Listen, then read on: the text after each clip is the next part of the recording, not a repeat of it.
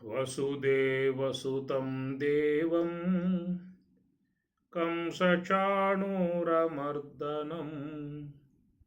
దేవకీ పరమానందం కృష్ణం వందే జగద్గురుం కృష్ణం వందే జగద్గురుం.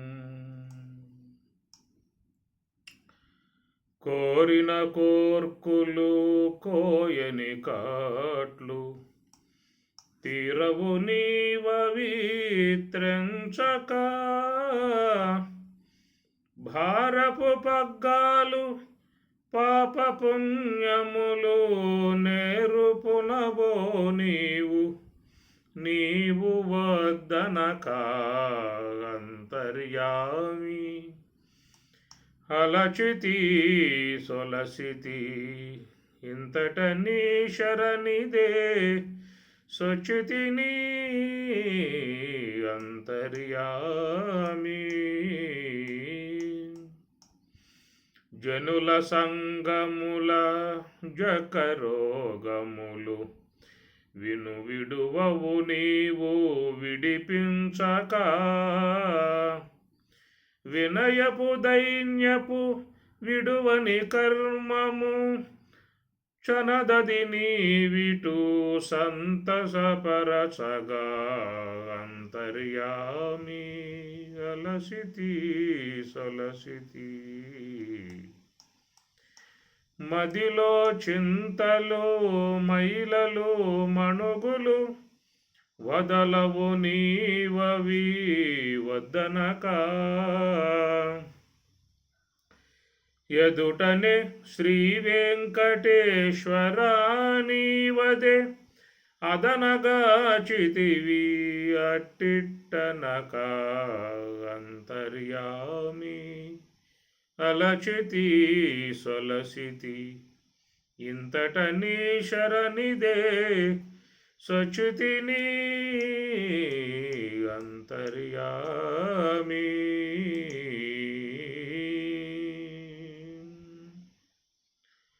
సర్వోపనిషదో గావః దుగ్ధా గోపాలనందనః పార్థో వత్ససుధీః భోక్త దుగ్ధం గీతామృతం మహత్తు దుగ్ధం గీతామృతం మహత్తు.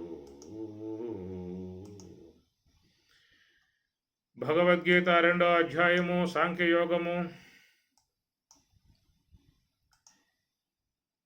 సాంఖ్యయోగములో ప్రయాణం చేస్తున్నటువంటి విధానము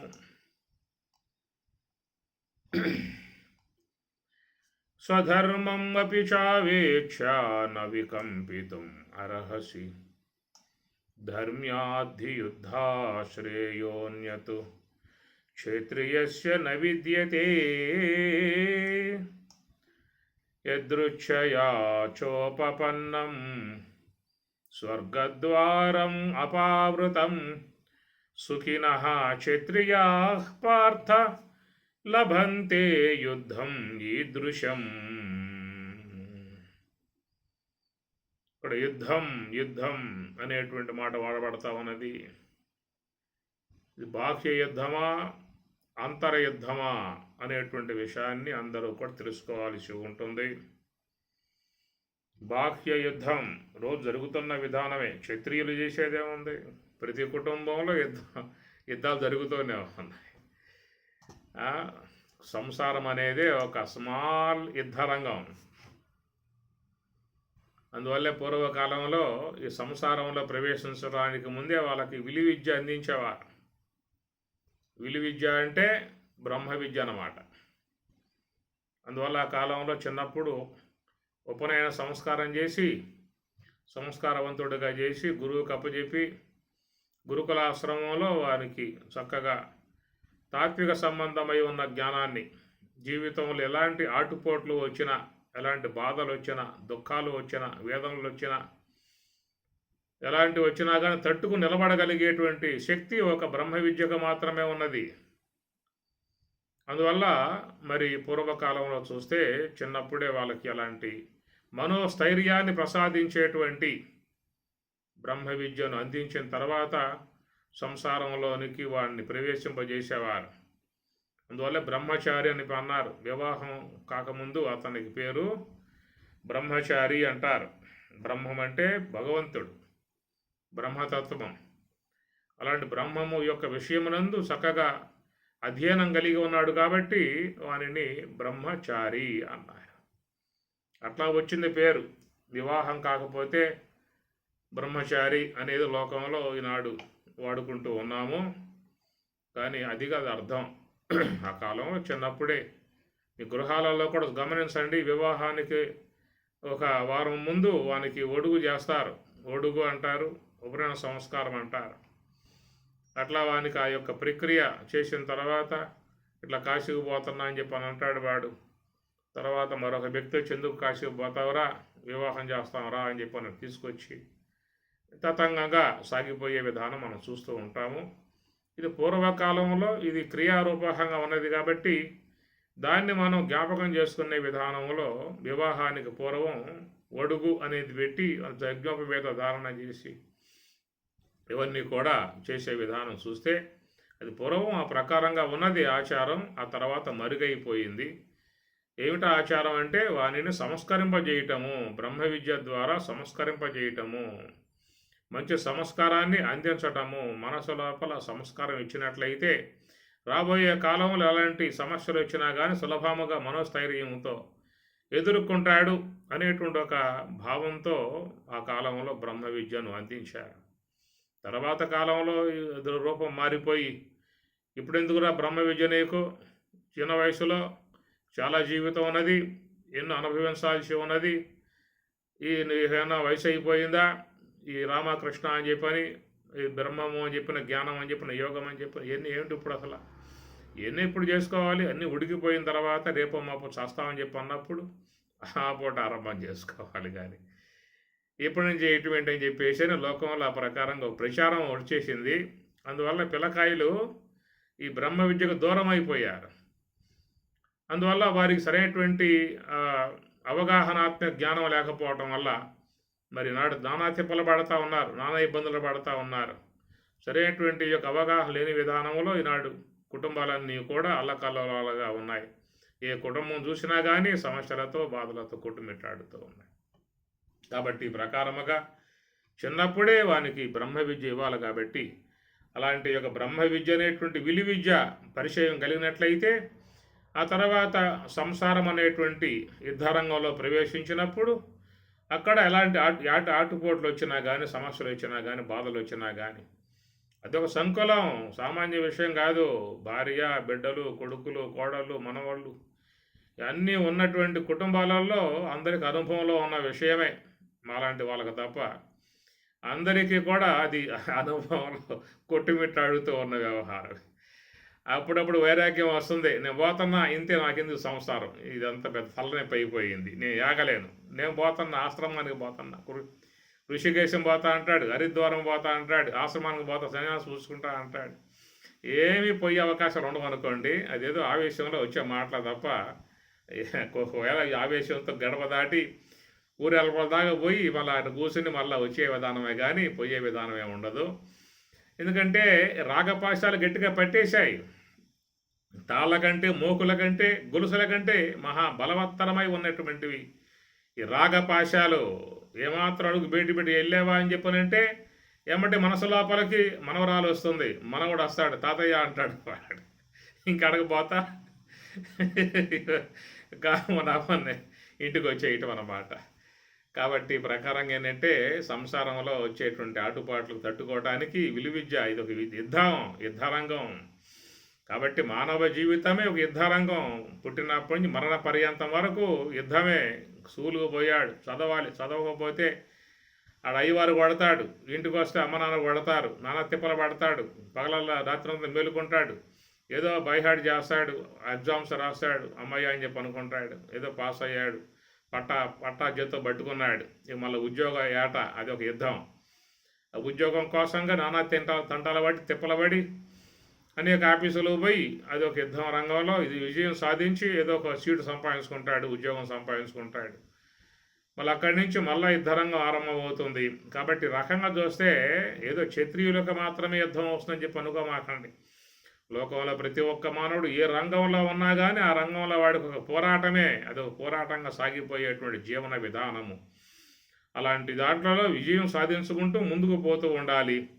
అందువల్ల మరి ఆ యొక్క ప్రతి మనిషికి ఉండేటువంటి ఏ రంగంలో ఉన్నటువంటి వాడు, ఏ కులంలో ఉన్నటువంటి వానికి ఉండేటువంటి పోరాటాలు ఆ కులాల్లో ఉంటాయి. ఇక్కడ క్షత్రియుడు అనేటువంటి పదం పెట్టారు కాబట్టి అందుట్లో భగవద్గీతలో ఈ యొక్క అంశం తీసుకురావటం కారణముగా, మరి భగవద్గీత అని చెప్పనంటేనే యోగ శాస్త్రం, బ్రహ్మ విద్య, బ్రహ్మమును పొందడానికి ఉన్నటువంటి సాధనాంశం యోగ శాస్త్రం. కాబట్టి ఈ కోణంలో మనం ఈ యొక్క అంశాలు చెప్పుకోవాల్సి ఉంటుంది. కనుక యుద్ధం అనేటువంటి పదం వాడినప్పుడు ఆ యుద్ధం క్షత్రియులకే కాదు, లోకంలో చూసినట్లయితే అన్ని కులాల వాళ్ళకి, అన్ని వర్గాల వాళ్ళకి, అందరికీ ఉన్నది. ఏ స్త్రీలకు సామాన్యమా చెప్పండి? ఉదయం లెగిస్తే ఇక వాళ్ళు నడుము బిగించి యుద్ధరంగంలోకి పోవాల్సిందే. అంటూ తవ్వాలి, ఇల్లు అలకాలి, ఇల్లు చెమ్మాలి, అన్ని కడగాలి, తొడవాలి, ఉతకాలి, టిఫిన్లు చేయాలి. సామాన్య విషయం చెప్పండి. వాళ్ళకి కూడా నిరంతరంగా పోరాటం పాపం వాళ్ళకి. ఇంకా ఎటు పోయే అవకాశాలు ఉండవు, ఏం చూసే అవకాశాలు లేవు వాళ్ళకి. వచ్చిన జీవితం అంతా కూడా ఆ పోరాటంలోనే వాళ్ళ జీవితాలు సాగిపోతూ ఉన్న విధానము.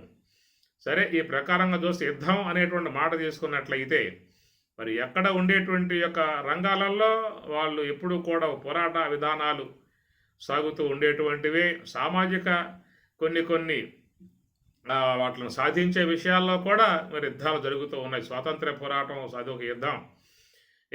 తమిళనాడు నుంచి ఆంధ్ర విడబడటానికి చేసే అదొక యుద్ధం. అట్లనే తెలంగాణ ఆంధ్ర ఏరు కావడానికి చేసే అదొక యుద్ధం. ఎన్ని యుద్ధంలో భాగాలే, పోరాటాలు ఎప్పుడూ కూడా ఉంటాయి. అవి భౌతికముగా ఉన్నటువంటి పోరాటాలు, హక్కులు సాధించుకోవటానికి చేసేటువంటి యొక్క పోరాటాలు, బయట ఉండేటువంటి పోరాటాలు. ఇక్కడ భగవద్గీతలో చెప్పేటువంటి అంశం చూసినట్లయితే ఇది కేవలం ఆత్మరాజ్యాన్ని సంపాదించుకోవటానికి, మోక్ష సామ్రాజ్యాన్ని సంపాదించుకోవటానికి ఉన్నటువంటి ఇక్కడ యుద్ధరంగం అని చెప్పనేటువంటి మాట. మనం భగవద్గీతలో స్వామివారు కూడా ప్రధానంగా ఇదే అంశాన్ని కూడా చెప్పడం జరిగింది. అందువల్ల మరి ఈ సాధకుడుగా ఉన్నటువంటి ప్రతి ఒక్కరూ కూడా యుద్ధమును మరి ఆరంభం చేయాల్సి ఉంటుంది. అనాత్మతో పోరాటం, అజ్ఞానంతో పోరాటం, కర్మవాసనలతో పోరాటం, సంకల్పాలతో పోరాటం, ఇవి లోపల చాలా ఉన్నాయి. ఇంద్రియాలతో పోరాటం, సంకల్పాలతో పోరాటం, లోన ఉన్నటువంటి సంస్కారాలతో పోరాటం, ఎన్ని పోరాటం చేసి జయిస్తే తప్ప మరి ఆత్మరాజ్యాన్ని పొందే విధానం ఉండదు. కాబట్టి ఇక్కడ చెప్పేటువంటి విషయం అంతా కూడా మరి అందరూ సాధకులై ఉన్నటువంటి వాళ్ళకు చెప్పేటువంటి అంశం. ఎంతమంది అయితే ఆత్మరాజ్యాన్ని అధిరోహించాలి, స్వస్వరూపానుభవాన్ని పొందాలి, మోక్ష సామ్రాజ్యాన్ని చేరుకోవాలి అనేటువంటి భావం ఉంటుందో వాళ్ళందరూ కూడా చేయాల్సింది ఒక యుద్ధమే అని చెప్పిన అర్థం. దిగ్బలం క్షత్రియ బలం బ్రహ్మతేజో బలం బలం ఏకేన బ్రహ్మదండేన సర్వాస్త్రాని హతాని మే. విశ్వామిత్రుడు కూడా వశిష్ఠుని మీద యుద్ధం ప్రకటించాడు. ఒక హక్కు సాధించుకోవడానికి ఆ వశిష్ఠునితో యుద్ధం ప్రకటించాడు, యుద్ధం చేశాడు. ఆ యుద్ధంలో సర్వం కోల్పోయాడు, సమస్త అస్త్రశస్త్రాలు మొత్తం కోల్పోయాడు, ఓటమి పాలైపోయాడు, అవమానానికి గురయ్యాడు. సమస్త రాజ్యాంగ లోకాన్ని జయించుకుంటూ వస్తూ ఒక ఆశ్రమంలో బడుగు బాపనుడిని జయించలేకపోయానే, ఒక్క వ్యక్తి దగ్గర ఓడిపోయానే అని చెప్పని అవమానానికి గురయ్యాడు. ఎట్లయినా సరే ఈయన జయించాలనేటువంటి భావనతో అక్కడి నుంచి మళ్ళా మరొక కోణంలోకి ప్రవేశించాడు. దిగ్బలం క్షత్రియ బలం బ్రహ్మతేజో బలం బలం. కాబట్టి ఒక బ్రహ్మ తేజమే బలం అనేటువంటి భావనగా ఏ బ్రహ్మ బలముతో నన్ను జయించాడో ఈ మహర్షి, అలాంటి బలం గలవాడనై నేను జయిస్తానని చెప్పని మరి ఆ యొక్క బ్రహ్మ బలాన్ని సంపాదించుకోవడానికి ఆయన యుద్ధంలోకి సంసిద్ధుడై ప్రవేశించాడు. అదో పోరాటం. తపస్సు అంటే అదో పోరాటం అన్నమాట. మరి ఆ తపస్సు సాధిస్తేనే బ్రహ్మజ్ఞాని అయ్యే అవకాశం ఉంటుంది. కాబట్టి ఆ ప్రకారముగా పోయినటువంటి విశ్వామిత్రుడు బ్రహ్మర్షి కావటానికి, బ్రహ్మజ్ఞాని కావటానికి ఒక తపస్సు అనేటువంటి యుద్ధాన్ని ప్రకటించుకున్నాడు. తపస్సు చేశాడు. ఆ చేసిన తపస్సు అంతా కూడా అనేక రకాలుగా అది వ్యయమైపోయింది, త్రిశంకుని వల్ల వాడిపోయింది. రంభ వచ్చింది, దానివల్ల పోయింది. మేనక వచ్చింది, దానివల్ల పోయింది. నానా రకాలుగా కోల్పోతూ కోల్పోతూ విడిచిపెట్టకుండా ఆ తపో యజ్ఞాన్ని, ఆ తపస్సు యొక్క విధానం చేశాడు. చివరికి బ్రహ్మర్షి కాగలిగాడు. కాబట్టి ఈ ప్రకారముగా ఈ తపస్సు అనబడేటువంటిది ఒక యుద్ధముతో మహాత్ములు పోలిశారు. ఎలిపగర గెలుపు గెలుపే వెలగుమతిన్ గెలువవలయును అభ్యంతర శత్రువుల తద్విజయము మోక్షంబు. వెలిపగర గెలుపు గెలుపే బయటకి విషయ యుద్ధాలు ఎప్పుడు ఉండేటువంటి యుద్ధాలే. అవి కాదురా గెలుపు అనేటువంటిది. ఎలుగు మతిని గెలువవలయును, లోన ఉన్న మనసును జయించాలి, లోన ఉన్న కర్మవాసనలు జయించాలి, లోన ఉన్న గుణాలు ఆశ్రయ సంపత్తిని జయించాలి. ఇది ప్రతి ఒక్క వ్యక్తి ముందున్నటువంటి ఒకనొక మరి క్షత్రియ పోరాటం, ఛాత్ర పోరాటం. మన ఈ విషయాన్ని గతంలో కూడా ప్రస్తావించుకున్నాం. ఈ ఛాత్రత్వ విధానాన్ని మన గురువు ఉపదేశం ద్వారా ప్రసాదిస్తాడని చెప్పనే మాట. అక్కడి నుంచి సాధకుడు మరి యుద్ధాన్ని ప్రకటిస్తాడు. మరి ఆ యొక్క అన్ని సమకూర్చుకుని శుచవు దేశే ప్రతిష్టాప్య స్థిరం ఆసనం ఆత్మన నాత్యుచరితం నాతి నీచం చేలాజన కుశోత్తరం తత్రైకాగ్రం మనఃకృతం అని ఆ సంభారం అంతయు కూడా సమకూర్చుకోవాలి సాధకుడే ఉన్నటువంటి వాడు. కాబట్టి ప్రకారముగా ఇది సామాన్యమై ఉన్నటువంటి యుద్ధము కాదు, అంత తేలిగ్గా ఉన్నటువంటి యుద్ధము కాదు, చాలా పుట్టుదలగా చేయాల్సిన యుద్ధం. పట్టు పట్టరాదు పట్టి ఇడువరాదు, పట్టెనేని బిగియ పట్టవలెను, పట్టు విడుట కన్న పరగ చొచ్చుట మేలు అని వేమన చాలా తీవ్రంగా అన్నటువంటి మాటలు ఆయన గారు. పరగ చొచ్చుట మేలు అంటే పట్టు పట్టరాదు పట్టి ఇడువరాదు అనేది ఒక సాధనా సంబంధమై ఉన్నటువంటి విధానములో 2వ అధ్యాయంలో స్వామివారు ప్రతిష్టాత్మకముగా మరి మీకు అంతకుముందు నుంచి చెప్పుకొస్తూ ఉన్న అంశమే. ఒక ప్రక్క జన్మ పరంపరలుగా సాగిపోతున్న ఒక ప్రవాహం అనే అంశాన్ని మనకు చూపించారు. మరొక ప్రక్క ఈ యొక్క స్థూలదేహము, సూక్ష్మదేహము, కారణదేహం 3 స్థానాలలో ఉన్నటువంటి వారు ఏ యొక్క కోశాన కూడా వాళ్ళు ఆత్మ యొక్క అనుభవాన్ని పొందే అవకాశం లేదు అని చెప్పినట్టు, మహాకారణం అనగా హంస యొక్క సంచారమై ఉన్నటువంటి మహాకారణమునందు ఆ హంసతో ఉండి శ్వాసతో ఉండి అనాత్మతో చేసేటువంటి యొక్క పోరాటము అన్నారు. కాబట్టి ఈ యొక్క ఓంకారాత్మకమైన రథాన్ని అధిరోహించి సాధకుడు యుద్ధాన్ని ప్రకటించాల్సి ఉంటుంది. ప్రణవో ధను శరః ఆత్మ బ్రహ్మ తల్లక్ష్యముచ్యతే అని కూడా మన చెబుతుంది ముండకోపనిషత్తు. కాబట్టి ప్రకారముగా స్వధర్మం అపి చావేచ్ఛ నవికంపితుం అర్హసి. అందువల్ల బ్రహ్మము యొక్క విషయములో గట్టి పోరాటం అనేటువంటిది ఎదురుగా ఉన్నటువంటి విషయం. దీని గనక ఏమాత్రం వేమారి దూరంగా పోయాము అని చెప్పినంటే మాత్రం మనం మళ్ళా పైన చెప్పినట్లుగా జాతస్య హి ధ్రువో మృత్యు ధ్రువం జన్మ మృతస్య చ అన్నట్లుగా ఆ సట్రములో మళ్ళా ఆ యొక్క జన్మ పరంపర ప్రవాహం వైపుకే మనం పోవాల్సి ఉండే విధానం. కాబట్టి దాంట్లో పడకుండా మనం రక్షింపబడాలని చెప్పి అన్నట్లయితే ఈ ధర్మ సంబంధమై ఉన్నటువంటి యొక్క యుద్ధాన్ని, తపస్సుని, దీని తపస్సు అన్నారు, యుద్ధము అన్నారు, యోగము అన్నారు, ధ్యానము అన్నారు, ఏ పేరు పెట్టినప్పటికి కూడా అన్నింటి యొక్క పర్యవసానం అనాత్మతో చేసేటువంటి పోరాటం అని అర్థం. మనకి ఈ విషయమే తైత్రీయోపనిషత్తులో కూడా భృగు మహర్షి ఒక ప్రశ్న వేస్తాడు. అన్నం బ్రహ్మేతి విజానాతు అన్నాత్యేవ ఖలు ఇమాని భూతాని జాయంతే భృగుర్వైవారుణి వరుణం పితరం ఉపససార అదీహి భగవః బ్రహ్మేతి తప తస్మాత్ ఏతత్ ప్రోవాచ అన్నం ప్రాణం చక్షుశ్రోత్రం మనః వాచం ఇతి తం హోవాచ యతో వా ఇమాని భూతాని జాయంతే ఏన జాతాని జీవంతి యత్ ప్రయంతి అభిశంవిశంతి తద్విజిజ్ఞాసస్వ తద్బ్రహ్మ ఇతి సతపః అతప్యత సతపః తప్త్వా. బ్రహ్మము యొక్క విషయమై ఆయన ప్రశ్న వేశాడు. ఆయన మరి బ్రహ్మం అని చెప్పానంటే ఏమిటి? బ్రహ్మ ఇది ఏ భగవన్ అదీహి, నాకు బ్రహ్మం అంటే అర్థం కావట్లేదు, బ్రహ్మాన్ని గురించి చెప్పవలసిన చెప్పి అడిగితే అప్పుడు ఆయన గారు తస్మాత్ ప్రోవాచ అన్నం ప్రాణం చక్షుశ్రోత్రం మనః వాచం ఇతి తం హోవాచ అని ఒక సంకేతములుగా కొన్ని అంశాలను ఆయన అందించాడు. ఎందుకంటే బ్రహ్మం అనబడేటువంటి యొక్క స్వరూపం అది ఇంద్రియాలకు మనస్సుకు అందేటువంటి యొక్క వస్తువు కాదు కాబట్టి ఇంద్రియ అతీతమై ఉన్నటువంటి ఆ స్వరూపం మరి పూర్ణముగా మనస్సుకు అందించాలంటే సాధ్యమయ్యే పని కాదు కనుక కొన్ని సూచనలను మాత్రం ఆయన గారు అందించి ఇక్కడ అన్నం చక్షు ప్రాణం మనః వాచం వితి హోవాచ అనేటువంటి మాటలు ఆయన చెప్తాడు. యతో ఇమాని భూతాన్ని జాయంతే ఏన జాతాన్ని జీవంతి యత్ ప్రయంత అభిశంవిశంతి ఇది లక్షణం అన్నమాట. లక్షణ ప్రమాణాభ్యాం వస్తు సిద్ధి. కాబట్టి ప్రకారముగా లక్షణ విధానముగా స్వామి ఇక్కడ దీంట్లో చెప్పుకొస్తూ దేని వలన ఈ జగత్తంతా ఏర్పడుతుందో, దేని నుండి ఈ జగత్తంతా కూడా మరి దేని వలన నిలబడి ఉన్నదో, దేని లయమైపోతున్నదో దానినే బ్రహ్మముగా తెలుసుకోమని చెప్పి అనే మాట చెప్తాడు.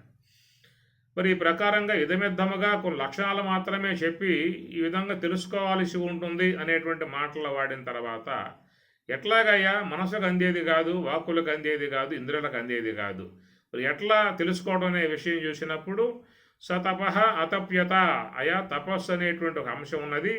దాని ద్వారానే నువ్వు దానిని తెలుసుకోవాల్సి ఉంటుందని చెప్పని ఇది చివరికి చెప్పినటువంటి మాట. ఈ తపస్సు అనేటువంటి యొక్క అంశమే ఇక్కడ మనకి యుద్ధం అనేటువంటి అంశం.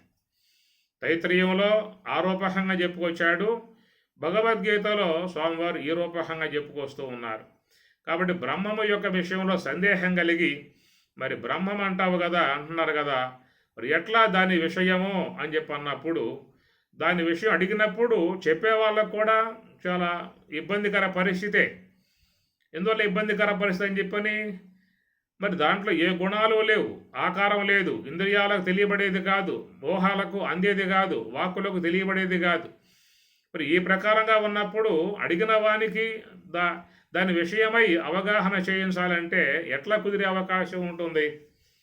కాబట్టి ఏంటంటే ఆ యొక్క విషయమై యుద్ధమిద్దముగా ఆయన గారు కొన్ని లక్షణాలు చెప్పుకొచ్చాడు. అన్నం ప్రాణం చక్షు శ్రోతం మనః వాచం ఇతి అని ఇట్లని చెప్పుకొచ్చాడు. అని అడిగింది ఏమిటి, బ్రహ్మం అంటే ఏమిటయా అని చెప్పి అడిగాడు.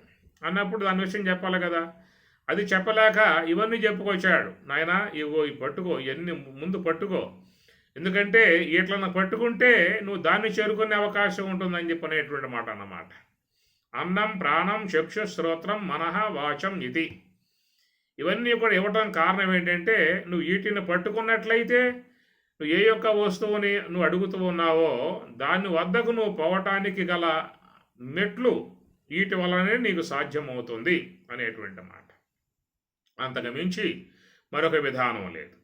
కనుక దానికి ఏమిటని చెప్పినట్టు తపహ అనేది ఒక అంశాన్ని అందించాడు. అనగా అస్తమస్తక సంయోగం చేసి వానికి బ్రహ్మోపదేశం చేసి, నాయన ఇదిగో నీకు ఈ మార్గం బోధిస్తూ ఉన్నాను, నువ్వు ఈ మార్గంలో ఉండి సంకులమై ఉన్నటువంటి యొక్క వాటను నువ్వు అధిగమించి ముందుకు పోవాల్సి ఉంటుంది.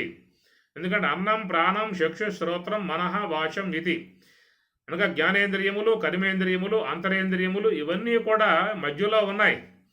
మరి ఇవన్నీ కూడా నువ్వు అధిగమించగలిగితే నువ్వు అడిగినటువంటి యొక్క స్వరూపం వద్దకు నువ్వు పోయే అవకాశం ఉంటుంది అనే మాట అన్నాడు. మరి ఎట్లా నాకేమిటి మార్గం ఏంటని చెప్పానంటే తపహ అన్నాడు. విద్యా తపోభ్యాం పోతాత్మా అని అన్నారు. విద్యా తపోభ్యాం పోతాత్మా తపస్సు ద్వారానే మనసు పవిత్రమై ఆత్మానుభవాన్ని పొందే అవకాశం ఏర్పడుతుంది. పరమాత్మ కూడా భగవద్గీతలో జ్ఞాన తపస్సు ద్వారానే నువ్వు ఆ స్వరూప విధానం చేరుకోవాల్సి ఉంటుందన్నాడు.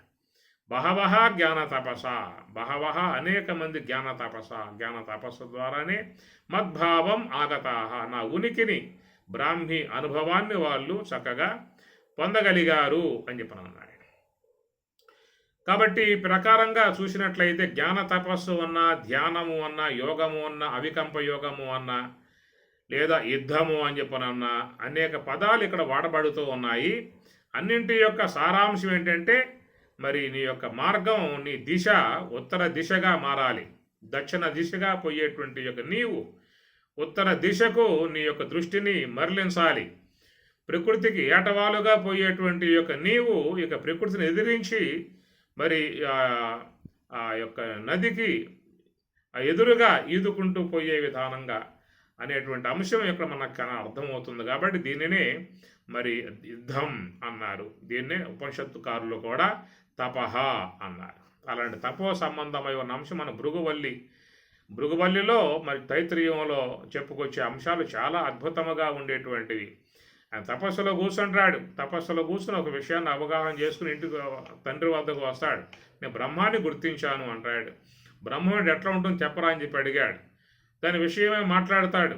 కానీ ఆయన ఒప్పుకోడు, ఇది కాదురా అన్నాడు. మరి ఎట్లా అంటాడు, తపహ బ్రహ్మేది విజానాత్, తపస్సే బ్రహ్మముగా తెలుసుకొనము పో అని చెప్పి అన్నాడు. మళ్ళా పోయాడు, మళ్ళా కూర్చున్నాడు, తపస్సు చేశాడు. ఏదో విషయం అవగాహనకు వచ్చింది. మళ్ళా వచ్చాడు, నాన్న బ్రహ్మాన్ని గుర్తించానే అన్నాడు. చెప్పరా అన్నాడు. చెప్పాడు. ఇదేనా బ్రహ్మం అన్నాడు. కాదు అన్నాడు. ఎట్లా మరి అయితే, తపహ బ్రహ్మేది విజానాత్, తపస్సే బ్రహ్మము, దాన్ని పట్టుకోబో అన్నాడు. సాధనే బ్రహ్మం, సాధన పట్టుకో, దాన్ని బ్రహ్మముగా పట్టుకో, అది చేరుస్తుంది నిన్ను, సోహాన్ని పట్టుకో, అంశాన్ని పట్టుకో అన్నట్లుగా చెప్పటము. అటు పోయి కూర్చోవటము, తపస్సు చేయటము, ఒక అంశాన్ని గుర్తించటం, మళ్ళా రావటం, ఇదేనా బ్రహ్మం అని చెప్పి అడగటం, కాదని చెప్పి అని అనటం. ఇట్లాగా మనకి తైత్రీయంలో వచ్చేటువంటి యొక్క అంశం. ఇది ఒక పోరాటము అని అర్థం. ఈ పోరాటానికే యుద్ధం అనేటువంటి విధానముగా మరి ఇక్కడ భగవంతుడు ఇస్తున్నటువంటి యొక్క అంశం యుద్ధ సన్నివేశమే. మరి స్వధర్మమపి చావేక్ష నవికంపితుం అర్హసి ధర్మ్యాత్ యుద్ధాత్ శ్రేయ అన్యత్ క్షత్రియశ్చ నవిద్యతే అని చెప్పినట్టు ఈ విధముగా మనస్సుని శ్వాస వెంబటే పెట్టి చేసేటువంటి యొక్క పోరాటమే యుద్ధము. సంకల్పాలతో చేసేటువంటి పోరాటము, లోపల దుర్గుణాలతో చేసేటువంటి పోరాటము, అవిద్యతో చేసేటువంటి పోరాటము. కనుక ఈ పోరాటములో చివరికి నెగ్గవచ్చు, లేదా అసూలు భాష అయినా వెళ్ళిపోవచ్చు. అనేకం ఉన్నాయి దీంట్లో. పూర్ణముగా గమ్యస్థానం చేరగలుగుతాడా అనేటువంటి మాట కూడా వాళ్ళు ఇదమిద్దముగానే చెబుతూ ఉన్నారు. బహూనాం జన్మనామంతి, ఈ జన్మ కాకపోయినా మరో జన్మకైనా నువ్వు ఆ మార్గంలో ప్రయాణం చేసి గమ్యస్థానం చేరుకుంటావు అనేటువంటి మాటగా చెబుతున్నటువంటిది. యదృచ్ఛయా చ ఉపపన్నం స్వర్గద్వారం అపావృతం సుఖినః క్షత్రియాః పార్థ లభంతే యుద్ధం ఈదృశం. యుద్ధం సన్నద్ధం. యదృచ్ఛయా చ ఉపపన్నం స్వర్గద్వారం అపావృత, యాదృచ్ఛకముగా లభించినటువంటి యొక్క యుద్ధం అని చెప్పిన అది స్వర్గద్వారం అపావృతం. ఇది స్వర్గద్వారమును తెరవబడేదిగా ఉన్నది యుద్ధం.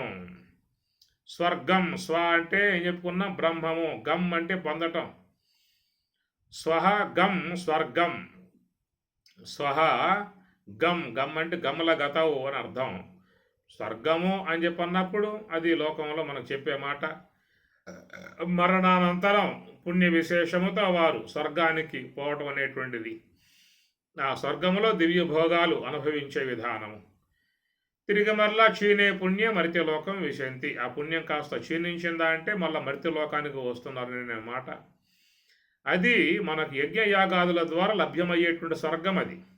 ఆ స్వర్గం ఎట్లా వస్తుందా అంటే బాహ్య కర్మలు ఆచరించాలి, దాన ధర్మాలు శీలించాలి, యజ్ఞయాగాదులు శీలించాలి. అవన్నీ చేసేటువంటి వారికి ఆ స్వర్గం ప్రాప్తిస్తుంది.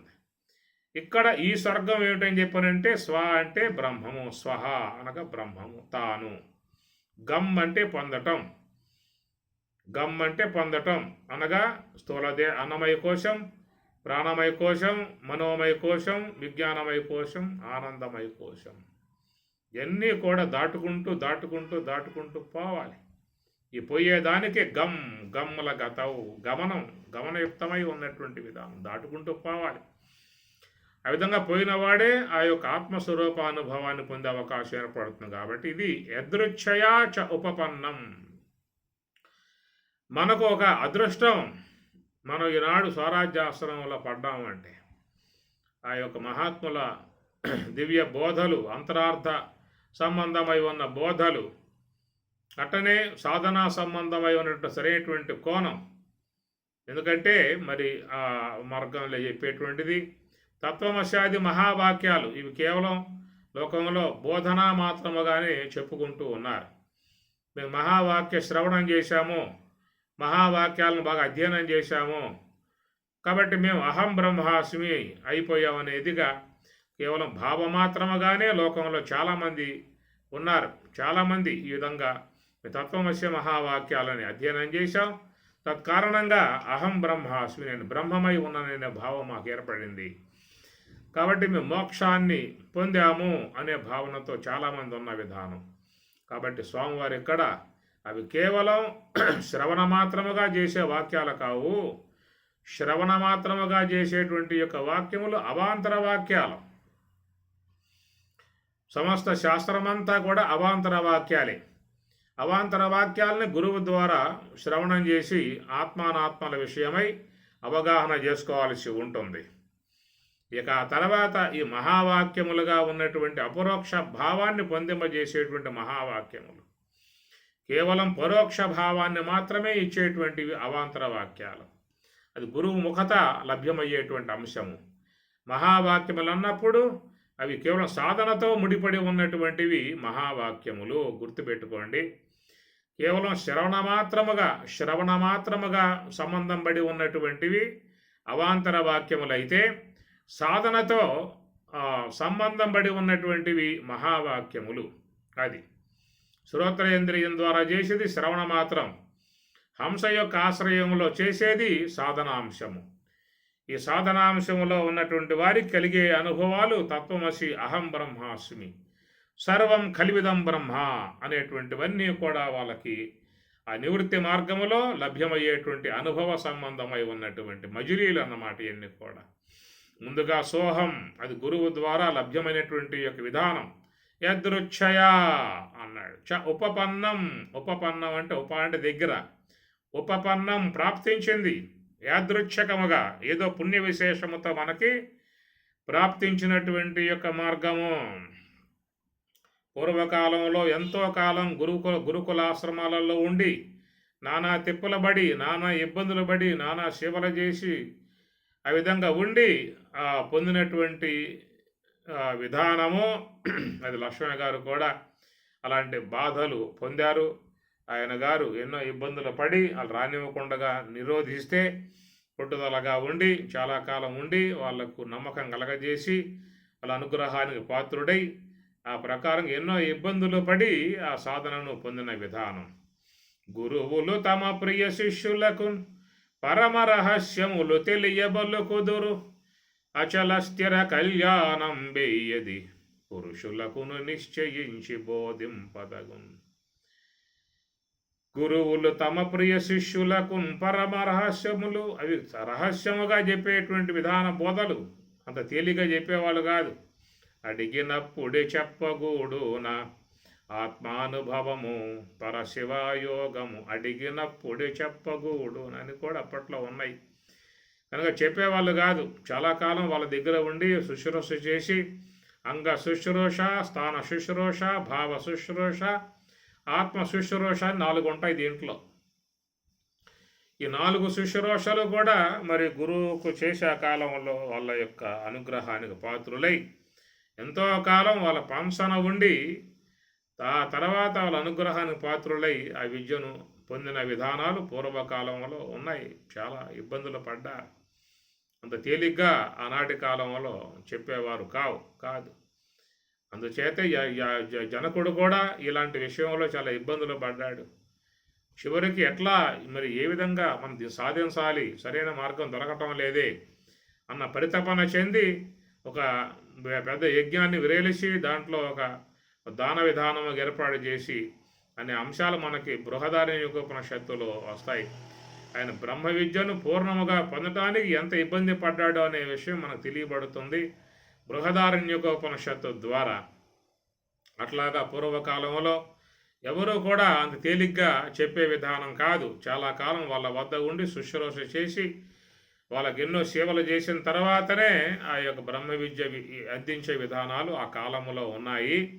అయితే మనకు అంతటి ఇబ్బందులు అనేటువంటివి లేకుండగానే యదృచ్ఛయా చ ఉపపన్నం, యాదృచ్ఛకముగా మనకి ఎలాంటి యొక్క శుశ్రూషలు ఏం చేశారండి, ఏ ఆశ్రమాలకు పోయారు, ఏ శుశ్రూషలు చేశారు, ఎక్కడ ఉండి వాళ్ళకి పాదాలు వచ్చారు, ఎక్కడ ఉండి వాళ్ళకి చక్కగా అంగ శుశ్రూష, భావ శుశ్రూష, స్థాన శుశ్రూష, ఆత్మ శుశ్రూషలు ఏం చేశారని చెప్పేసి అని కనుక అలాంటివి ఏమి లేకుండానే మరి లభ్యమైనటువంటి విధానముగా యదృచ్ఛయా ఉపపన్నం, ప్రాప్తించినటువంటి యొక్క మార్గం, సులభముగా ప్రాప్తించినటువంటి యొక్క మార్గం, సూటి మార్గము ఇది. ఇలాంటి సూటి మార్గం లభ్యంపకుండా ఉన్నటువంటి వాళ్ళ లోకంలో చాలామంది ఉన్నారు. ఇక వాళ్ళు అపమార్గంలో పడి ఇదే వాస్తవమని, ఇదే సత్యం అని చెప్పేసి అని అట్లాగా పోతున్నటువంటి విధానం. ఎట్లయితే బ్రహ్మదేవుడు మరి ఆ యొక్క ఇంద్రుడు, వైరోచనుడు ఇత్యాది వాళ్ళు పోయినప్పుడు ఆ ఘటములో తైలం పోసి ఆ ఘటంలో చూసుకోండ్రా అని దేహాలు అలంకరింపజేసి ఆ దేహం యొక్క ఛాయలు ఆ ఘటంలో చూసుకోమని చెప్పేసినని, చూసిన తర్వాత ఏం కనబడింది ఘటంలో అని చెప్పనంటే మా యొక్క అలంకరింప చేసుకున్నటువంటి యొక్క రూపాలు గోచరించాయని చెప్పని అనగా అదేరా ఆత్మ అని చెప్పనంటే అని చెప్పనగానే ఆ ప్రకారంగా వాళ్ళు ఆయన చెప్పిన మాటలు నమ్మేసేసి వైరోచనుడు లాంటి వాళ్ళు నేరుగా వెళ్ళిపోయి వాళ్ళు అదే ప్రచారం చేసి ఈ శరీరమే ఆత్మ అనే విధానంగా వాళ్ళు చేసిన ప్రచారాలు మనకు కనపడుతున్నాయి పురాణాల వాటిల్లో. అట్లాగా మరి లోకంలో అవాస్తవములనబడేటువంటి వాటికి ఎక్కువగా ప్రాముఖ్యత కలిగి మరి బోధించే బోధనలను మరి వీళ్ళు అజ్ఞానము చేత ఆకర్షింపబడి అవి వాస్తవం అనబడే విధానముగా అదే మార్గాలలో పయనిస్తున్నటువంటి లోకం ఈనాడు 100% పైగా పోతా ఉన్నది. ఏదైనా తీసుకోండి, మీరు తీసుకురాండి ముందుకి విచారించినట్లయితే మొత్తం వీగిపోయేటువంటివే. తాత్విక కోణములో చూసినట్లయితే రాపిడి చేసినట్లయితే, ఒరిపిడి రామి చేసినట్లయితే అది బంగారమా నకిలీ అనే విషయాలు అట్లా తేలిపోతాయో, అట్లా ఒక్కొక్క అంశాన్ని తీసుకున్నట్లయితే వాళ్ళు మరి చేసేటువంటి యొక్క వ్యాఖ్యానములు కానీ వారు చెప్పేటువంటి యొక్క మార్గములు కానీ అన్నీ కూడా అపమార్గములుగా తేలిపోయే విధానముగా విచారణ ద్వారా ఉందన్నమాట. అలాంటి వాట్లనే వాళ్ళు సత్యములనే భావనగా పట్టుకుని పోతూ ఉన్నారు. అలాంటి యొక్క విధానం కాకుండా సరైనటువంటి యొక్క విషయాన్ని అవగాహన చేసుకొని సరైనటువంటి యొక్క సోహము యొక్క సూత్రములో పయనించే విధానముగా ఉపనిషత్తులు, బ్రహ్మసూత్రములు, భగవద్గీత బోధించేటువంటి స్వశాస్త్రీయమై ఉన్నటువంటి యొక్క అంశం మనకున్నదే యదృచ్ఛయ ఉపపన్నం ప్రాప్తించినటువంటి యొక్క అంశముగా భావించుకోండి. వీటి యొక్క విషయాలు పూర్ణంగా తెలియకుండా ఉన్నటువంటి వాళ్ళు మన వాళ్ళు చాలామంది ఉన్నారు. కాబట్టి అందుచేత యదృచ్ఛయ మనకి ఒక అదృష్ట విధానముగా మనం కోరలేదు, కానీ మనం ఏ సేవలు చేయలేదు, ఏ ఆశ్రమాలలో ఉండలేదు, ఎవరి పాదాలు వత్తలేదు, ఇలాంటివి లేకుండానే మనకి యొక్క మార్గం సోహము యొక్క సూత్రం అనగా ఈ సూత్రము ద్వారా, సోహము యొక్క సూత్రము ద్వారా పైకి పోయినప్పుడు తత్వమసి మహావాక్య అనుభవము, ఇంకా పైకి పోగా అహం బ్రహ్మాస్మి యొక్క అనుభవము, ఇంకా పైకి పోయినప్పుడు సర్వం కలివిదం బ్రహ్మ అనే అనుభవము, ఇవన్నీ కూడా ప్రాప్తించే విధానముగా ఉన్నటువంటి చక్కటి మార్గ విధానం గల యుద్ధం మనకి యాదృచ్ఛికముగా ప్రాప్తించినటువంటి ఉపపన్నం ప్రాప్తించినటువంటి యొక్క విధానమును స్వర్గద్వారం అపావృతం, మనకి ఆ బ్రహ్మము యొక్క ద్వారం, దాన్ని బ్రహ్మరంధ్రము అన్నారు. ఆ ద్వారమును బ్రహ్మరంధ్ర ద్వారము, ఆ బ్రహ్మరంధ్రములో ప్రవేశించే అవకాశం మనకి ప్రాప్తించినటువంటి యొక్క విధానము. అనేక మంది ఈ యొక్క విధానముగా పోయి ఆ బ్రహ్మములో చేరిపోయారు. మీకు ఈ మాట భగవద్గీత 8వ అధ్యాయంలో స్వామి చెప్తారు. ప్రయాణకాలే మనసాచలేన భక్త్యా యుక్తో యోగ బలేన చైవ భ్రువోర్మధ్యే ప్రాణం ఆవేశ. భ్రువోర్మధ్యే అన్నారు. ఆ భృగుటి మధ్య స్థలం సుషుమ్న, దాని సుషుమ్న ద్వారము అన్నారు. దాన్నే ఇంద్రయోని అన్నారు, దాన్నే బ్రహ్మరంధ్రము అన్నారు, మోక్షద్వారము అన్నారు. మోక్షద్వార కవాట పాటన కరీ కాశీ పురాధీశ్వరి, దాన్ని మోక్షద్వారము అన్నారు. కాబట్టి ఈ ప్రకారముగా చూసినట్టే స్వర్గద్వారం అపావృతం. ప్రతి ఒక్కరికి కూడా ఎవరైతే మనసుని హంస మీద పెట్టి మరి అనాత్మను జయించే విధానములో యుద్ధరంగంలో ప్రవేశించి యాదృచ్ఛికముగా లభించినటువంటి యొక్క ఈ సోహము యొక్క సూత్రం మార్గములో ఎవరైతే ఉన్నారో అట్లాంటి ఆ వారికి ఈ స్వర్గద్వారం అపావృతం, తెరవబడి ఉన్నది. కాబట్టి యథేచ్ఛగా నీవు వెళ్ళిపోవటమే, నీవు ఆ యొక్క మార్గములో, ఆ యొక్క మోక్ష ద్వారములో అనగా బ్రహ్మరంధ్ర ద్వారములో, సుషుమ్న ద్వారములో, సుషుమ్నాంతర్గతం విశ్వం తస్మిన్ సర్వం ప్రతిష్ఠితం ఇడా పింగళయోర్మధ్యే సుషుమ్న సూక్ష్మరూపిణి అని ఇట్లాగా మహాత్ములు ఎన్నో రకాలుగా మనకి చెప్పేటువంటి విధానం. కాబట్టి స్వర్గద్వారం అపావృతం, తెరవబడి ఉన్నది, నీ కోసం తెరవబడి ఉన్నది. అందుచేత నీవు చేయాల్సింది ఏమిటయ్యా అని చెప్పనంటే నీ మనస్సుని శ్వాస మీద కూర్చోబెట్టడమే. ఇంకా అంతగా మించి నువ్వు చేయాల్సింది ఏమీ లేదు. ఏ కొండలో ఎత్తాల్సిన అవసరం లేదు, ఏ గుట్టలో ఎక్కాల్సిన అవసరం లేదు, ఏమి తలకిందులుగా చేయాల్సినటువంటి అవసరం ఏమి లేదు. సునాయాసముగా సులభముగా సుసుఖం కర్తుం అవ్యయం. పరమాత్మ అంత బాగా చెబుతాడో 9వ అధ్యాయంలో. సుసుఖం కర్తుం అవ్యయం. సుసుఖం కర్తుం, కర్తుం చేయటంలో సుసుఖం అన్నాడు. సుసుఖం అంటే చాలా సునాయాసముగా ఉండేటువంటిది అనేటువంటి సాధనాంశం. చాలా సుసుఖం, సులభముగా అని చెప్పినట్టు ఏముందండి? ఏ కష్టం ఉంది? ఇప్పుడు నువ్వు పూజ చేయాలని చెప్పినంటే పూలు కోసుకురావాలి, అనేక సంబరాలు సమకూర్చుకోవాలి, నూనె బట్టు పెట్టుకోవాలి, ఒత్తులు దిద్దుకోవాలి, తర్వాత అక్కడి నుంచి అనేకమైనటువంటి వస్తువులను సమకూర్చుకోవాలి, పల్లెల్లో పెట్టుకోవాలి, పూలు పెట్టుకోవాలి, దీపారాధన చేయాలి, సహస్రనామాలతో పూజ చేయాలి. ఇట్లాగా ఎంతోసేపు చేసే విధానం.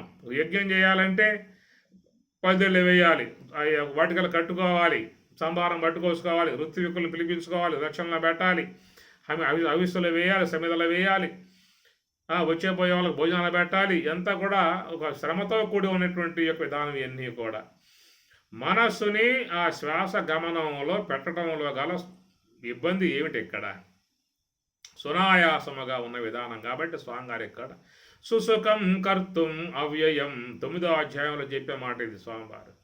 సుసుఖం చాలా సుఖయుక్తమై ఉన్నటువంటి కర్తుం చేయుటకు అని చెప్పిన అన్నాడు. అట్లా ఆడుతున్నటువంటి శ్వాస మీద మనస్సును పెట్టడమే అన్నారు. మనస్సు అనేది వస్తువు బ్రహ్మ అయితే ఆ బ్రహ్మను హంస మీద కూర్చోబెట్టినట్లయితే ఆ బ్రహ్మ సత్యలోకానికి చేరుకుంటాడనే మాట. సత్యలోకంపు జాడ హంసకెరుక అనే మాట.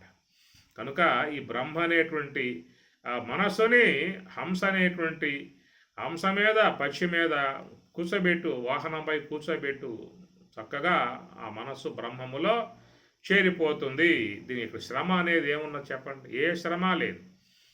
గమనిక అంతే. కూర్చున్నప్పుడు నువ్వు కొంచెం జాగృతి వహించి గమనిక, ఆలోచనలు లేకుండా చూసుకోవటమే. కాపలా కూర్చొని ఎందుకు దొంగలు వస్తారు? నిద్రపోతే దొంగలు వస్తారు. అట్లా కరబట్టు కూర్చుంటే ఏ దొంగ ఇంట్లో ప్రవేశించే అవకాశాలు లేవు. ఆ ప్రకారంగా జాగృతి కలిగి ఉన్నటువంటి దానంగా ఉన్నటువంటి వానికి ఏ యొక్క సంకల్పం కూడా వచ్చే అవకాశం లేదు. ఏమాత్రం కునుకు తీసావా అని చెప్పనంటే అనేక సంకల్ప ప్రవాహంలో పడిపోయే పరిస్థితి. కాబట్టి ఈ ప్రకారముగా ఉన్నటువంటి యొక్క ఈ సాధన యదృచ్ఛయ ఉపపన్నం. నీకు ఎంతో నీ అదృష్టం కొద్దీ నీ యొక్క యాదృచ్ఛకముగా లభ్యమైనటువంటి యొక్క మార్గం, సరైనటువంటి యొక్క మార్గంలో పడ్డటువంటి మార్గం. చెప్తారు కదా, ఏమి రొట్టె ఇరిగి తేనెలో పడింది అని చెప్పని అంటారు. రొట్టె విరిగింది, తేనెలో పడింది అన్నట్లుగా మనకు యాదృచ్ఛకముగా ప్రాప్తించినటువంటి యొక్క చక్కటి బోధ, చక్కటి జ్ఞానము, చక్కటి విచారణ, సశాస్త్రీయమై ఉన్న విచారణ, యాదృచ్ఛకముగా మన యొక్క పూర్వ పుణ్యం అనేటువంటి విధానముగా ప్రాప్తించినటువంటి అంశం ఇది. మనకి పరమాత్ముడు గీతలో ఆరోగ్యం చెబుతాడు. పూర్వాభ్యాసేన తేనైవ హ్రియతే యవశోపి సహా పౌర్వదైహికం అనే మాట పరమాత్మ అంటాడు. పూర్వాభ్యాసేన, పూర్వం ఈ విధముగా అభ్యసించిన కారణంగా ఆ సంస్కారం తీసుకువచ్చి నిన్ను ఈ మార్గంలో పడవేసిందయ్యా అన్నాడు. యోగ మార్గంలో పడవేసింది. కాబట్టి ఆ యొక్క యాదృచ్ఛకముగా మనకి లోన ఉన్న సంస్కార బలముతో మనం ఈ మార్గంలో పడ్డాం. కాబట్టి ఈ సాధన చేసేటువంటి వారికి ఉన్నది స్వర్గద్వారం అపావృతం. అపావృతం అంటే ఆవృతం, తెరవబడి ఉన్నటువంటి స్వర్గద్వారం. మనస్సును శ్వాస మీద పెట్టావంటే చాలు, ఇక అక్కడి నుంచి నువ్వు సుషుమ్న ద్వారంలోకి ప్రవేశించడమే నీకున్నటువంటి యొక్క ఆవశ్యకత. తెరవబడి ఉన్నటువంటి యొక్క ద్వారము మోక్షద్వారం. సుఖినః క్షత్రియాః పార్థ లభంతే యుద్ధం ఈదృశం. ఈదృశం ఇటువంటి యుద్ధం, ఇలాంటి యుద్ధము లభంతే పొందినటువంటి వాడు క్షత్రియాః క్షత్రియులు, సుఖినః సుఖవంతులు, వాళ్ళే సుఖవంతులు. ఇలాంటి జ్ఞాన సంబంధమై ఉన్నటువంటి యొక్క ఈ సాధనా సంబంధమై ఉన్నటువంటి, ధ్యాన సంబంధమై ఉన్నటువంటి హంస యొక్క ఆశ్రయంలో ఉన్నటువంటి శ్వాసపై ధ్యాస అన్నారు. శ్వాస మీద నిఘా, శ్వాసపై ధ్యాస అన్నారు. కాబట్టి ఆ ప్రకారముగా ఉన్నటువంటి యొక్క ఈ యుద్ధం లభించటము మరి ఆ యొక్క సుఖినః అది చాలా సుఖకరమై ఉన్నటువంటి విధానము అన్నారు. యుద్ధం ఈదృశం, ఇటువంటి యుద్ధం అంటే ఆత్మతత్వానుభవాన్ని పొందింపజేసేటువంటి యుద్ధం. మనసును సంకల్పాల నుంచి వేరు చేసి ఆత్మలో చేర్చేటువంటి యొక్క యుద్ధం. సర్వమానవులు జీవితంలో కోరుకునేటువంటి పరమశాంతిని, పరమానందాన్ని, శాశ్వత సుఖాన్ని లభింపజేసేటువంటి యొక్క యుద్ధం ఈదృశం, ఇటువంటి యుద్ధం లభంతే పొందినటువంటి వారు క్షత్రియాహ, క్షత్రియులు సుఖినః సుఖవంతులు అన్నారు. కాబట్టి దీని ద్వారానే శాశ్వత సుఖాన్ని, శాశ్వత ఆనందాన్ని పొందటం అనబడేటువంటి జరుగుతుంది. కాబట్టి స్వామివారి ఇక్కడ చాలా ప్రతిష్టాత్మకముగా చెప్పుకొస్తున్నటువంటి యొక్క అంశము. అతచేత్వం యమం ధర్మ్యం సంగ్రామం న కరిష్యసి తతః స్వధర్మం కీర్తించ హిత్వా పాపం అవాప్స్యసి. అతచ, ఒకవేళ త్వం నీవు ఇమం ధర్మ్యం సంగ్రామం న కరిష్యసి, ఏ యొక్క గురువు ద్వారా చక్కటి యొక్క సాధనాంశమై ఉన్నటువంటి యొక్క సోహం సంబంధ ధ్యాన మార్గం, ఒకవేళ నీవు గనక అతచేత్ త్వం ఇమం ధర్మ్యం సంగ్రామం న కరిష్యసి చేయకపోయావు అనుకో, లభ్యమైన దానిని చెయ్యాలి. ఉదయం పూట సాయంత్రం పూట అన్నారు, 2 సార్లు అన్న కనీసం చెయ్యాలి. ఉదయం లెగవగానే స్నానం చేసిన తర్వాత శుచిర్భూతులై దర్భ సాపేసుకుని, జంక శర్మం ఉంటే జంక శర్మం వేసుకుని, తెల్ల వస్త్రం వేసుకుని, తూర్పు ముఖంగా కూర్చొని పద్మాసనమో వీరాసనమో స్వస్తికాసనం ఏ యొక్క ఆసనం వేస్తే సుఖంగా ఉంటుందో ఆసనం వేసుకుని, చిన్నముద్రధారి అయి 2 కనులు ముకులించి, చేతులు ముకులించి, గురు బ్రహ్మ గురు విష్ణు గురురేవ మహేశ్వర అనే శ్లోకాలు, భగవత్ సంబంధమై ఉన్న శ్లోకాలు చదువుకొని కాసేపు ఆ భగవంతుని యొక్క జపాన్ని చీలించి, ఆ తర్వాత వచ్చేపోయేటువంటి యొక్క ఆ శ్వాసను గమనించటం, ఆడే ఊపిరిపై మనస్సు నుంచటం అనేటువంటి దానిని జీవితంలో ఆచరించాల్సి ఉంటుంది అనే మాట మనకి ఈ శ్లోకంలో వస్తున్నటువంటి అంశం. నకరిష్యసి, చేయకపోయావా అనే మాట చెప్పుకొస్తూ ఉన్నాడు. ప్రాప్తించినటువంటి యాదృచ్ఛికముగా ప్రాప్తించినటువంటి స్వర్గద్వారం, మోక్షద్వారం తెరవబడినటువంటిది, దాంట్లో ప్రవేశించే అవకాశం ఉన్నటువంటిది, ఈ జన్మలోనే మోక్షాన్ని పొందే అవకాశంగా ఉన్నటువంటి ఇలాంటి దానిని జీవితంలో చక్కగా నీవు ఆచరించాల్సి ఉంటుంది అనేటువంటి మాట ఇక్కడ చెప్తున్నటువంటి మాట. అందుచేత ఎప్పుడెప్పుడు నీకు అవకాశం ఉంటుందో అప్పుడల్లా కూడా చేయమని కూడా చెప్పుకొస్తూ ఉన్నారు. ఏమంటే ఉదయం సాయంత్రం చేయటువంటి అడుగుతుందండి. ఉదయం లెగిస్తే మాకంతా పనులు వాటిలో మునిగిపోతాం అనే మాట వాడటం జరుగుతుంది కదా. అందుచేత మరి ఎప్పుడు అవకాశం ఉంటుందో అప్పుడల్లా చేసుకోవచ్చు. స్వామి చెప్పిన మాట, తస్మాత్ సర్వేషు కాలేషు యోగయుక్తో భవార్జున ఆసీనోవా శయానోవా గచ్చన్ తిష్టం సదా అసూషి సర్వకాల ప్రయత్నేన యోగయుక్తో భవార్జున అనే మాట మన భగవద్గీతలో, ఉత్తర గీతలో, అనేక శాస్త్రాలలో చెప్పుకొస్తున్నటువంటి యొక్క అంశం. ఒక సమయం అనేది పెట్టలా.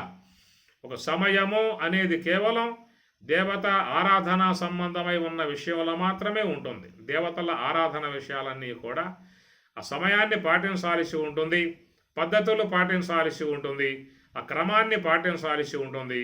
క్రమం తప్పి, పద్ధతి తప్పి, సమయం తప్పి చేసినట్లయితే ఆ దేవత ఆగ్రహానికి గురయ్యే పరిస్థితి ఉంటుంది. కాబట్టి అక్కడ దేవతల విషయంలో మాత్రం ఆ నియమనిష్టలు కలిగి ఉండాల్సి ఉంటుందన్నమాట. అందుచేత మరి ఆలయాలు కానీ, అర్చనలు కానీ, దేవతార్చనలు కానీ ఇవన్నీ కూడా సమయాలు ఉంటాయి. అప్పుడు మాత్రమే చేసుకునే విధానం ఉంటుంది. కానీ ధ్యానం అనే విషయం చూసినట్లయితే ఇది నీ యొక్క సొంత గూటికి పోయే విషయం.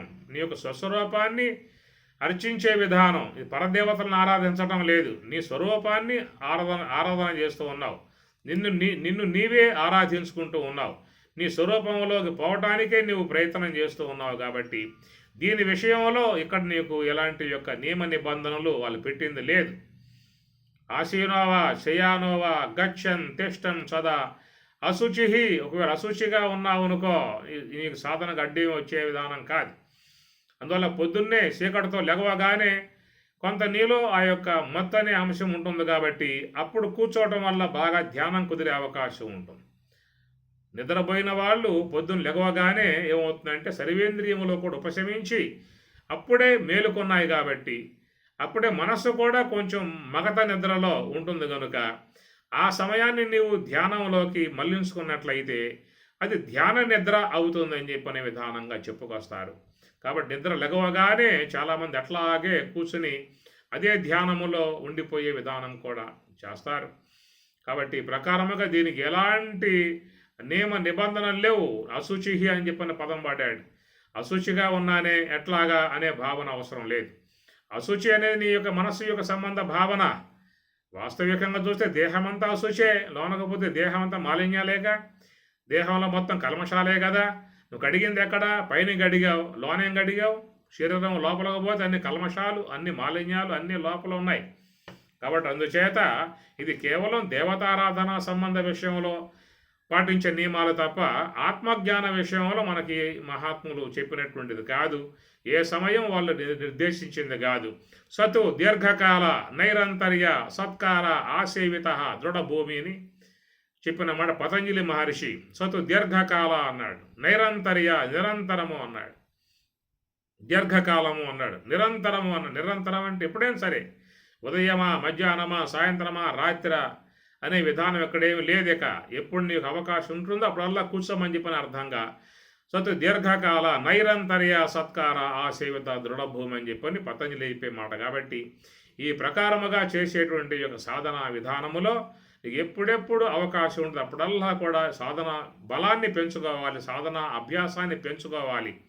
అలా పెంచుకోగలిగితే నీవు లక్ష్యాన్ని చేరే అవకాశం ఏర్పడుతుంది. కనుక అతచేత్ త్వం ఇమం ధర్మ్యం, ఒకవేళ నీవు గనక ఇమం ధర్మ్యం ఆత్మధర్మమై ఉన్నటువంటి ఆత్మజ్ఞాన ప్రాప్తికై ఉన్నటువంటి ధర్మ్యం ధర్మమును సంగ్రామం అనాత్మతోటి సంగ్రామమును నకరిష్యసి చేయకపోతివా, సోమరివై మానుకున్నావా.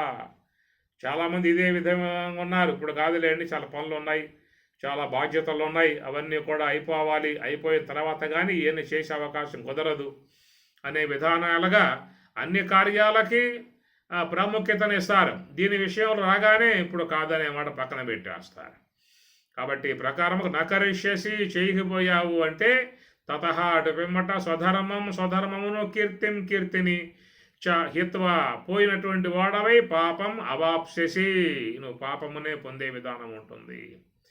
ఈ ధర్మయుక్తమై ఉన్నటువంటిది, కీర్తిదాయకమై ఉన్నటువంటి ఇది సాధన నిన్ను బ్రహ్మజ్ఞానిగా చేస్తుంది, యోగిగా చేస్తుంది, మహర్షిగా చేస్తుంది, అంత ఉన్నత స్థాయిని పొందింపజేస్తుంది. కాబట్టి అలాంటి గొప్ప స్థాయిని పొందింపజేసేటువంటి యొక్క మార్గాన్ని హిత్వా వదిలినట్లయితే పాపం అవాప్స్యసి. ఎందుకంటే మనం చేసేటువంటి యొక్క వ్యవహారముల ద్వారా అనేక దోషాలు సూక్ష్మదేహంలో వచ్చి పడతా ఉన్నాయి. మన వ్యవహారముల ద్వారా మనకు తెలియకుండానే ఎట్లయితే గృహంలోకి వచ్చి దుమ్ము అనేది పేరుకుపోతూ ఉన్నదో, రోజు చిమ్మగలిగితే శుద్ధంగా ఉంటుంది. నెల కాలం పాటు చీపిరే పట్టుకోమాకండి, ఆ గృహం ఎట్లా ఉంటుందో చూడండి నెల అయిన తర్వాత. ఆ ప్రకారముగా నానా రకాలై ఉన్నటువంటి దోషాలన్నీ కూడా లోన వచ్చి పడతా ఉన్నాయి. కాబట్టి పాపం అవాప్స్యసి అనగా ఆ సూక్ష్మదేహమంతా కూడా ఈ పాపరాశితో నిండిపోయేటువంటి పరిస్థితి ఏర్పడుతుంది. అతచేత్ ఒకవేళ ఇమం ధర్మ్యం సంగ్రామం నకరిష్యసి, ఈ సాధన చేసినట్లయితే ఏ పూటకు ఆ పూట నీ మనస్సు శుద్ధమైపోతుంది. మనస్సును కడుక్కోవటం, సాధన ద్వారా మనస్సును శుద్ధం చేసుకోవటం, సూక్ష్మదేహాన్ని కడుక్కోవటం. ఇంట్లో అన్నీ కూడా శుద్ధం చేసుకుంటూ ఉన్నాం, గృహాన్ని శుద్ధం చేసుకున్నాం, పాత్రలు శుద్ధం చేసుకున్నాం, వస్త్రాలు శుద్ధం చేసుకున్నాం, దేహాలు శుద్ధం చేసుకున్నాం. చివరికి మనం ఆరాధించేటువంటి దేవతా విగ్రహాలు కూడా శుద్ధం చేసుకుంటూ ఉన్నాం. దేవతా సంబంధ పాత్రలే కాదు, దేవతా విగ్రహాలను కూడా కడిగి శుద్ధం చేసుకుంటూ ఉన్నాం. కానీ మన లోపల ఉన్న సూక్ష్మదేహం ఏదైతే ఉన్నదో దాన్ని మాత్రం శుద్ధం చేసే విధానం వదిలిపెట్టేశాం. కాబట్టి శరీరం పైన శుద్ధం చేశాం, కొంతమంది శరీరం లోపల కూడా శుద్ధం చేస్తూ ఉన్నారు. వాటిని జలదౌతి అన్నారు. జలదౌతి అంటే ఆ జలాన్ని బాగా నీరు బాగా కాసి చల్లార్చి దాంట్లో ఉప్పేసి ఆ నీరు మొత్తం త్రాగి దాన్ని వమనం చేసుకుంటారు. దాన్ని జలదౌతి అని చెప్పని అంటారు. రెండు శంఖ ప్రక్షాళన అనేది ఒక ప్రక్రియ ఉన్నది. అట్లే నవ్వితే అని చెప్పి అంటారు. ఓ వస్త్రాన్ని బాగా లోపలికి మింగి ఉదరంలో ఉన్న కల్మషాలు మొత్తం కూడా బయట లాగుతారన్నమాట. దాన్ని వస్త్ర దవ్వుతే అని చెప్పి అంటారు. ఇట్లాగే ఈ ప్రక్రియల ద్వారా ఈ దేహం యొక్క పైన ఉన్న మాలిన్యాలు కడుగుతూ ఉన్నాం, లోనున్న మాలిన్యాలు కడుగుతూ ఉన్నాం. మరి సూక్ష్మ దేహంలో ఉన్న మాలిన్యాలయ్యా అని చెప్పనంటే ఆ మాలిన్యములు కడిగేటువంటి విధానమే అతచేత్ వ్యం ధర్మ్యం సంగ్రామం నకరిష్యసి తతః స్వధర్మం కీర్తించ హిత్వా. పోయినటువంటి వాడవై పాపం అవాప్ససి. ఈ సాధన చేయకపోయావు అని చెప్పనంటే అనేక మాలిన్యములు సూక్ష్మదేహములో పేరుకుపోయేటువంటి పరిస్థితి ఏర్పడుతుంది. అనేక జన్మలుగా వచ్చి పడతా ఉన్నాయి కదా. ఈ పూట ఏమున్నది? అనేక జన్మలుగా ఉన్న వస్తువు సూక్ష్మదేహం. కేవలం ఒక్క సమయంలో వచ్చిపోయేటువంటిది ఈ దేహం, పార్థివ దేహం. ప్రస్తుతం మనం ధరించి ఉన్నటువంటి ఈ పార్థివ దేహం ఈ మధ్య కాలంలో వచ్చింది, కొనసాగుతూ ఉన్నది కాలంతో పాటు. తర్వాత ఈ మధ్య కాలంలో పోతుంది. కానీ లోన ఉన్న సూక్ష్మదేహం అనాదిగా కొనసాగుతూ వస్తూ ఉన్నది కాబట్టి అనేక జన్మలలో చేసినటువంటి యొక్క పాపరాశులన్నీ కూడా దాంట్లో ఇముడ్చుకుని వస్తుంది కాబట్టి అలా ఉన్నటువంటి యొక్క ఆ సూక్ష్మదేహాన్ని పవిత్రం చేసుకునే అవకాశం మనకి ఈ సాధన ద్వారా, యుద్ధము ద్వారా ప్రాప్తించినటువంటి యొక్క చక్కటి అవకాశము అనేటువంటి యొక్క అంశము. అతచేత్ ఒకవేళ త్వం నీవు ఇమం ధర్మ్యం, ఈ సంగ్రామం, ఈ ప్రాప్తించినటువంటి యొక్క ఈ సాధనా సంబంధమై ఉన్న యోగ మార్గాన్ని నకరిష్యసి చేయకపోయినట్లయితే నీవు తతః స్వధర్మం హిత్వా, స్వధర్మాన్ని కోల్పోయినటువంటి వాడు అవుతావు. సాధన కోల్పోయావు. ఈ లోకంలో చాలామంది సాధన లభ్యమైనటువంటి సాధనను నిర్లక్ష్యముతో వదిలిపెట్టేసి దూరంగా పోతూ ఉన్నారు. హిత్వా వదిలిపెట్టేస్తూ ఉన్నారు, శాంతం మర్చిపోతున్నారు. దానివల్ల ఏమవుతుంది? పాపం అవాప్స్యసి. ఈ సూక్ష్మదేహములో మరి అనేక పాప రాశులు అనేటువంటివన్నీ కూడా వచ్చి పడతా ఉంటాయి. ఆ పడ్డ పాపాలు కడుక్కోవాలంటే నువ్వు ఈ సంగ్రామం శీలించాలి, ఈ సాధన శీలించాలి, ఈ ధర్మయుక్తమై ఉన్నటువంటి సాధన శీలించాలి.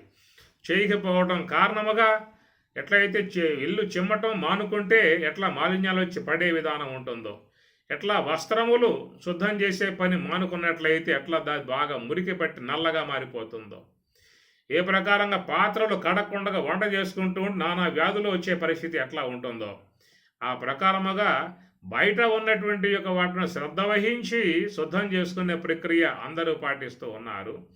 కానీ లోన ఉన్నటువంటి అనేక జన్మలకు కారకమై ఉన్నటువంటి అనేక దుఃఖాలకు హేతువయ్యే విధానముగా సూక్ష్మదేహాన్ని అనేక పాపాలతో నింపుకుంటున్న విధానం కాబట్టి అట్టి ఈ యొక్క సూక్ష్మదేహాన్ని పవిత్రం చేసుకునే విధానం గల విషయం మనకి సాధన యాదృచ్ఛికముగా ప్రాప్తించింది. అయితేనంటే ఈ యొక్క విశ్వంలో 83,99,999 రకాలుగా ఉన్నటువంటి జీవులకు ఏ జీవికి అవకాశం లేదు ఇక్కడ. యదృచ్ఛయా చూపబన్నం స్వర్గద్వారం అపావృతం అనగా మోక్షద్వారాన్ని తెరవబడి ఆ యొక్క మోక్షంలో పయనింపజేసేటువంటి యొక్క యాదృచ్ఛికముగా ప్రాప్తించేటువంటి యొక్క సాధనా సంబంధమై ఉన్నటువంటి ధ్యానం ఈ విశ్వంలో 83,99,999 జీవులైతే ఉన్నాయి రకాలు. ఏ జీవికి కూడా ఇది ప్రాప్తించే అవకాశాలు లేవు. ఒక్క మానవ దేహం ధరించి ఉన్నటువంటి వారికి మాత్రమే ప్రాప్తించే అవకాశముగా ఉన్నటువంటిది. దానిని చేజిక్కించుకున్నటువంటి వారు ధన్యులయ్యారు. దాని యొక్క ఆవశ్యకతను గుర్తించి తన జీవితంలో చక్కగా పాటించి ఆ మార్గంలో మరి ప్రయాణం చేసినటువంటి వారు తరించారు.